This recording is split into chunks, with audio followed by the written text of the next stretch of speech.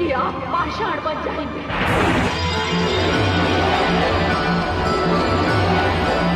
जय बजरंगबली। आज हम अपने ग्रंथ कथा रहस्य की अगली कड़ी में बताने जा रहे हैं तुलसी और शालिग्राम पत्थर की उत्पत्ति का रहस्य। शिव पुराण के अनुसार ये घटना तब घटित हुई जब देवराज इंद्र को अपने पद और बल का अहंकार हो गया।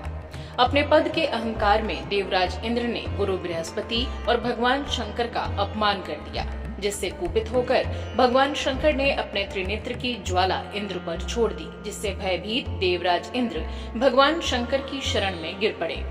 गुरु बृहस्पति ने भी भगवान भोलेनाथ से देवराज इंद्र को क्षमा करने की प्रार्थना की, जिससे खुश होकर भगवान शंकर ने देवराज इंद्र को क्षमा दान देते हुए भय मुक्त किया।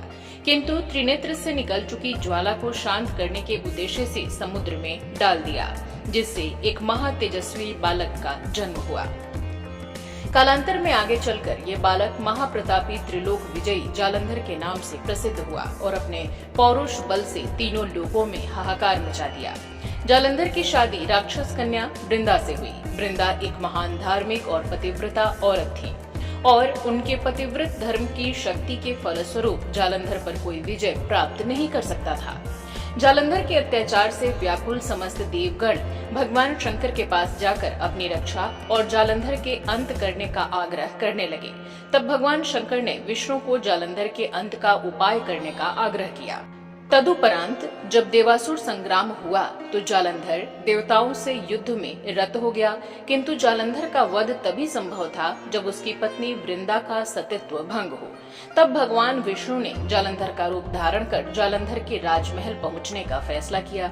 वृंदा अपने पति को युद्ध में विजय प्राप्त कर आया जान जालंधर रूपी विष्णु का स्वागत कर अपने अंतःपुर ले गई और मनुहार करने लगी। किंतु जैसे ही वृंदा ने पर पुरुष यानी जालंधर रूपी विष्णु का स्पर्श किया, उसका पतिव्रत धर्म नष्ट हो गया और जैसे ही वृंदा का पतिव्रत धर्म भंग हुआ, युद्ध में जालंधर का सिर कट गया और वृंदा के समक्ष आ गिरा। अपने पति जालंधर के सिर को देखकर वृंदा छद्म भेषधारी विष्णु की तरफ देख कुपित स्वर में पूछने लगी कि तुम कौन हो।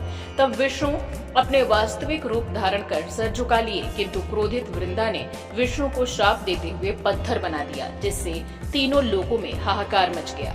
तब समस्त देवगण के साथ भगवान शंकर और ब्रह्मदेव देवी वृंदा के पास पहुँचे और विनती करते हुए कहा कि लोक कल्याण हेतु भगवान विष्णु को ऐसा करना पड़ा, इसलिए तुम विष्णु को अपने श्राप से मुक्त कर दो। बदले में जो भी तुम्हारी इच्छा होगी हम सब प्रदान करने का वचन देते हैं। तब वृंदा ने कहा, हमारे सतीत्व को भंग कर हमें पति का वियोग देने वाले भगवान विष्णु हमें अपनी पत्नी के रूप में स्वीकार करें। वृंदा के इस वचन को देवताओं ने स्वीकार कर लिया। तत्पश्चात देवी वृंदा ने विष्णु को अपने श्राप से मुक्त कर दिया।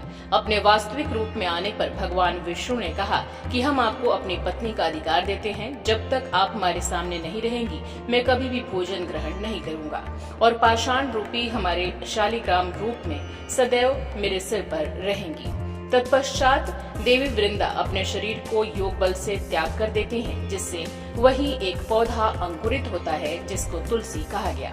और यही वो रहस्य था कि भगवान विष्णु को श्राप मिला, जिससे वो पत्थर के शालिग्राम बने और तुलसी का अवतार हुआ। जय बजरंगबली, जय सिया राम, नमस्कार।